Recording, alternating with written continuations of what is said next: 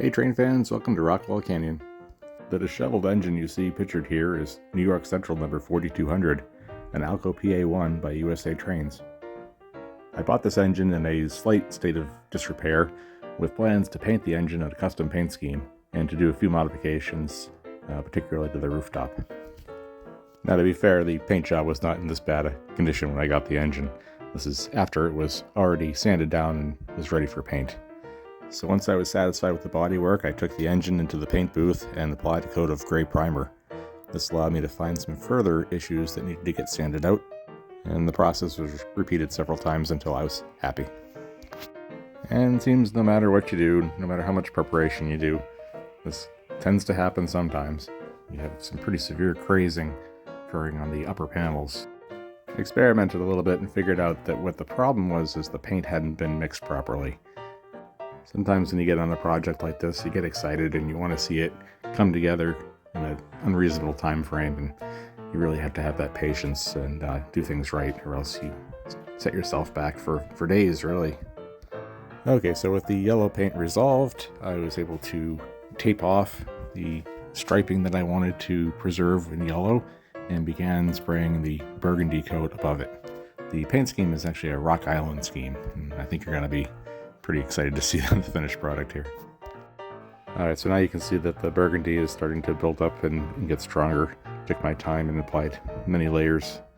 So once I was satisfied with the burgundy color, I allowed the paint to cure for a few days and then removed all the pinstriping.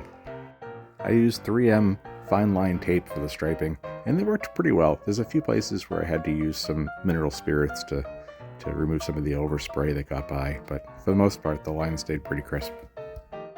So needless to say, I was pretty happy with the results so far, but I knew that the silver that we were going to be adding was really going to bring it together. I chose this scheme because I also have a set of silver California Zephyr streamliner cars that I've applied a burgundy stripe to, sort of in homage to the Boston and Maine Railroad. That's a feature that they did with their streamline cars. So without further explanation, here's a sneak preview of the engine and its nearing end stages. It's of course lacking a lot of the finished details, the underframe and so forth, but you get the idea. So here we have it, the first real view of it put back together again, back on its trucks with the pilot in place. And there were a few details that I noticed that I wanted to address, and the first was the front pilot. I found that it was a little darker than the rest of the red paint, the rest of the burgundy paint, so I reshot it with the yellow again, and then added a little longer yellow stripe to make it look a little more uniform with the rest of the chassis. So with the pilot resolved, I was able to put the engine all back together again and add some final details like the lettering along the side, and also some logo work on the nose, as well as a locomotive number. So pretty happy with the outcome here. So here we are all together with the California Zephyr cars that I have right now.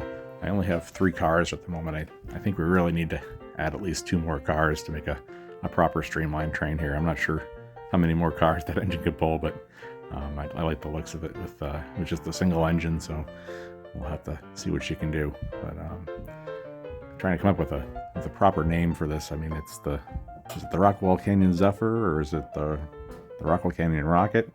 It's really kind of a tough decision there. They kind of both actually really work well with it, don't they? Maybe we can compromise and call it the Rocket Zephyr. Alright, well now it's time to run some trains. So we had to take 1055 out here with the snowplow to finish clearing up the Rockwall Canyon loop here.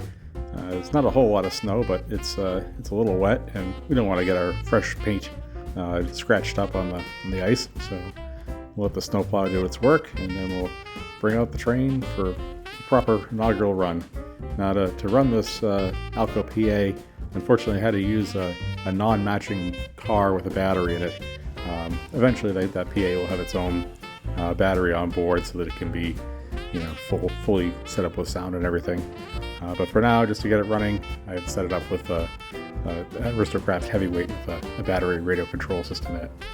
But that said, it still looks pretty cool, and it's nice to get it out on the rails and get some track time in.